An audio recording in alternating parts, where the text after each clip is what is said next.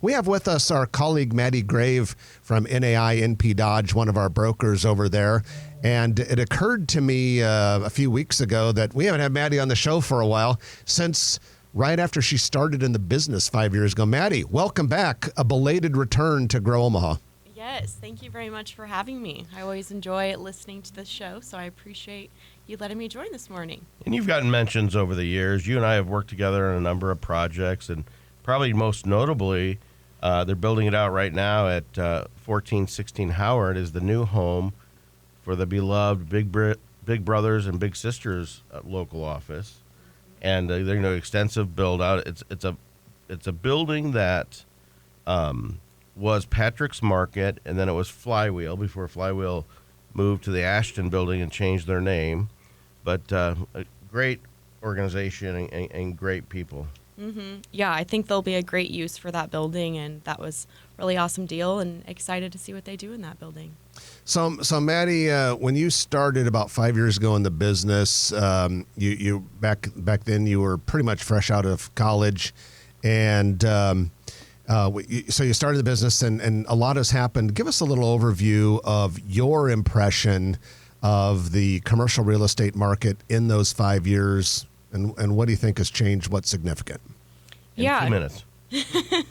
Yes, that's a great question. I feel like from when I started in the industry, like you had said, a little over 5 years ago, it's a pretty different market now. I would say some of the biggest contributing factors to that, I would say one being the difference in interest rates from where it was 5 years ago versus today, is probably one of the biggest contributing factors. And then, I would say the other is probably just the overall lack of inventory. And I've kind of been seeing that from all different property types, from industrial to retail to investment sales. Right now I'm working on a couple of multifamily listings and have been getting a lot of interest and attraction from local buyers as well as buyers out of state. And I think a good reason for that is there's just a lack of inventory, especially on investment sales side of things. So that's been pretty interesting to see. I think, there's a lot of buyers out there, especially interested in the Omaha market since it is such a strong market. But just the overall lack of inventory, I think, has been the biggest change from when I started 5 years ago versus today. Very, very good. And when you get calls from from the coast or out of town buyers for these apartment complexes, and you usually handle how big are these apartment complexes? I've kind of done a wide variety from as small as 20 units up to 200 units. But yeah, there is a ton of interest from out-of-state groups wanting to be located in Omaha. And do they say why they want to take their money and put it in Omaha versus other markets? Yeah, I think the biggest attraction is just the Midwest market is obviously a lot different than these buyers in New York City. It's a lot different market, and I think Omaha is kind of an overlooked market for some of these out-of-state groups. And so I think just, the strong market that Omaha is. Is it higher returns? Is it the quality of people, the tenants? They want to diversify the portfolio. What kind of comments do you get? Yeah, I would say pricing is a lot more favorable. I actually yesterday was chatting with a gentleman from Chicago. He's going to be purchasing a property here, and he just said Chicago market looks a lot different than the Omaha market, and I think pricing is a big factor of that, and it's just a different tenant mix versus some of the properties that what he would be able to afford in Chicago versus in Omaha looks a lot different. Omaha, we enforce our police enforce the laws. well, we hope and we do encourage that. So Maddie, with the multifamily market, which you do quite a bit of, are people, investors, looking for different things in multifamily properties than they were several years ago, or has that kind of remained static? I feel like that's been pretty steady. I would say the most consistent feedback I get from these groups is I want value add. And that's pretty common. I say, you and everyone else would love a value add opportunity. So that's just challenging of, when there's a lack of inventory and everyone's kind of out after the same thing. So for our listeners that aren't in commercial real estate, value add can mean a number of different things. But basically it means I want to buy a property at a discount, and I can do repairs and make it worth a lot more than the cost of the repairs plus the purchase price. So it can mean a lot of different things, but it's something that's thrown around kind of loosely. We have our colleague Maddie Graeve with us today. She's one of our brokers at NAI NP Dodge Commercial Real Estate. Maddie and I have worked on several projects together, but one of them is a land development that Lockwood Development is doing. Maddie, tell them about what we're doing over there and where. Yes, yeah, we have a couple of different lots available for sale. It would be on the northwest corner of 192nd and Harrison. Currently, some of the users out there now, there's Centris Federal Credit Union, there's a Primrose Daycare, there will be an auto user out there. So we do have, like I said, a couple of lots still available for sale. I think it would be great for coffee user, a C-store. We've kind of been talking with a gentleman that might be doing kind of a multi-tenant retail strip center. So really could serve a wide variety of different users out there. So yeah, would love to see, like I said, either coffee or C-store I think would be a great fit out there.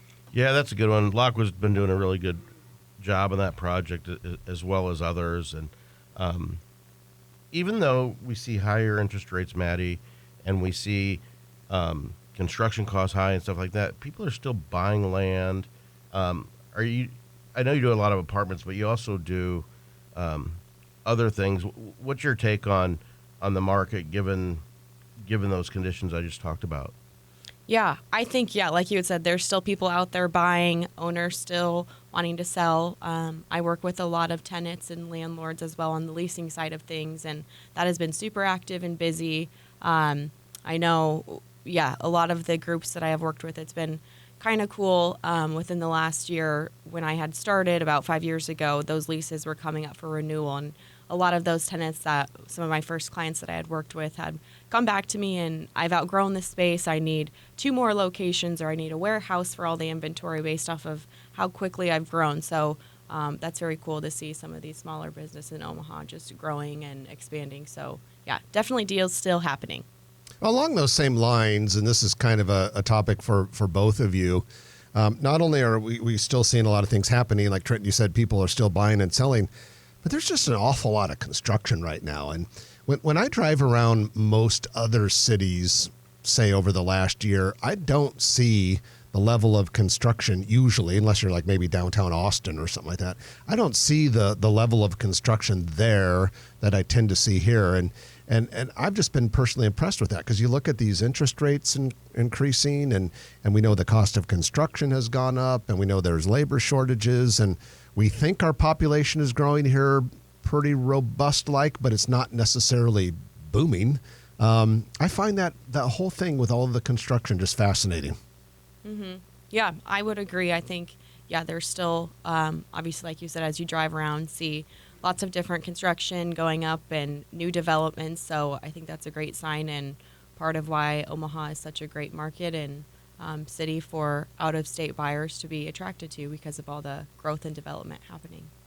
To add on to that, Jeff, there's a few different types of projects. There is a lot of not-for-profit organizations, from the new adolescent mental health facility at Children's Hospital to there's a couple of projects. Madonna School has a campus going on 72nd Street. Community Alliance just finished, I think, is finishing their project over there. You have the expansion of the convention center you talked about. There's a lot of civic projects going on. You got the streetcar going on, obviously, but you also have a lot of private companies, Mutual of Omaha, and people are not afraid of 7% interest rates, and they're just loving 4% interest rates. And so some of those people probably will try to refinance and stuff, but there's plenty of work out there if you're in the trades, and I'm sure we have plenty of travelers, people that travel to do construction. Yeah, well, Maddie, we appreciate you jumping in here on Grow Omaha with us today, and Trent and I both enjoy working with you, and we'll have to have you back sometime, and we'll just kind of talk real estate. But that's our colleague from NAI NP Dodge, Maddie Graeve. Thanks for being with us. Yes, thank you guys. If you like this video, be sure to hit those like and subscribe buttons. And remember, Grow Omaha is not just media. This is a mission. We are trying to build up Omaha and make it an even better place. We can only do that with your help. Share this video with your friends, neighbors, and family.